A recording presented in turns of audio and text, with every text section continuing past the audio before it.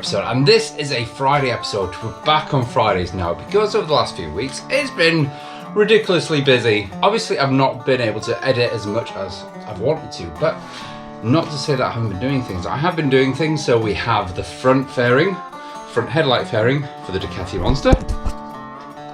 It is there. The Ducati Monster is, the fairing isn't, but that's it there. We've also got these forks on the Micro 490 here. There will be another video on that. Again, thanks to Phil Potts for actually sorting out these re-chroming for me. They look absolutely fantastic. But today's video, little R100 here. This little R100, which is an absolute beauty. There obviously are a few little things kind of wrong with this bike. So this tank here obviously needs to be resprayed. There's a bit of scuffing, a bit of marking going on this. The tank itself is in perfect condition from what I can feel. There is a little oil leak on this side. The front suspension, the dampeners in fact, are pretty much non-existent on that. So that needs sorting.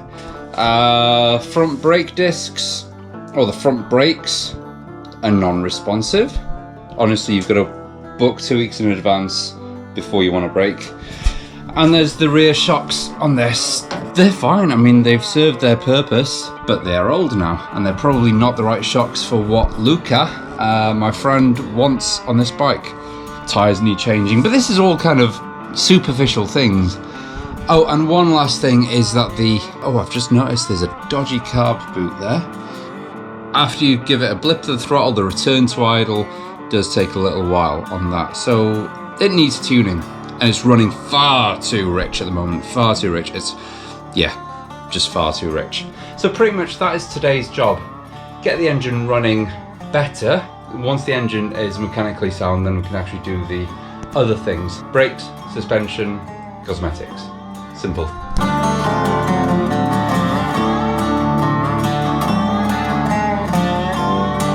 I've got both boots out and I have in fact lost my voice today, so it's not going too great. This pipe goes from the carburetor up into the air filter. It actually goes uphill, and if I rub my finger on there, my thumb, you can see how much fuel there is. A lot of fuel, so it's obviously spitting a lot of fuel back into the filter itself, which, yeah, isn't too great, but heck. What I need to do now is actually take this air filter out.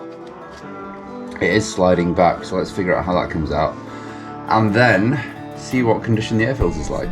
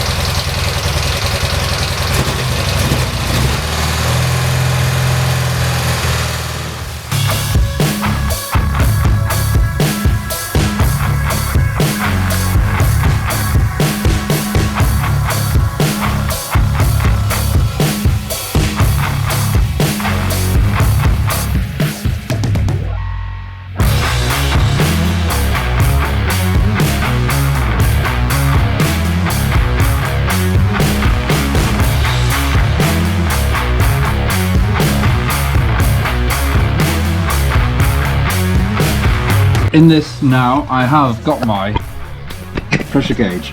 Finger. What we need, looking at the guides, I mean, I'd say this is a very low value myself, but must be a low compression engine.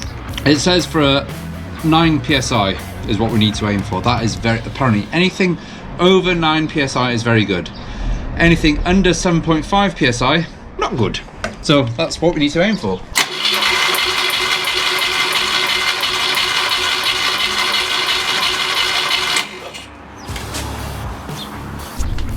And here we have 9 psi. I mean, it's leaking a little bit now.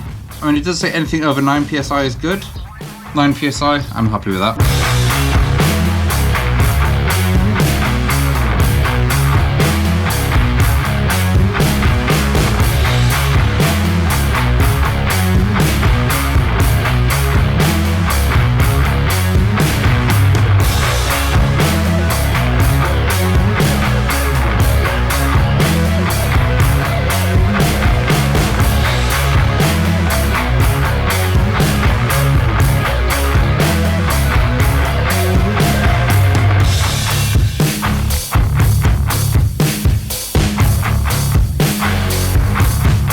And now I've got the colour tune set up, let's see how that goes.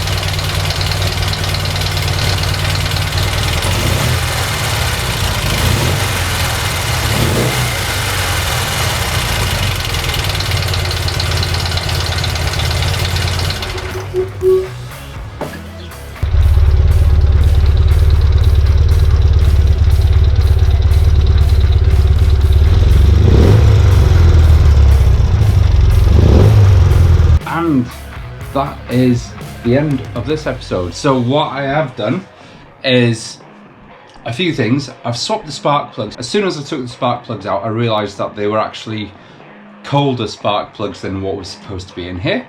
So I've rectified that. Also tuned and tweaked the carbs on these. I have not synchronized the carbs, and I'll tell you why. Because the little vacuum port for these carbs are right actually underneath the front of the carbs, right there. The little screw is here on this side. On the other side it's missing, so someone's tried to unscrew it.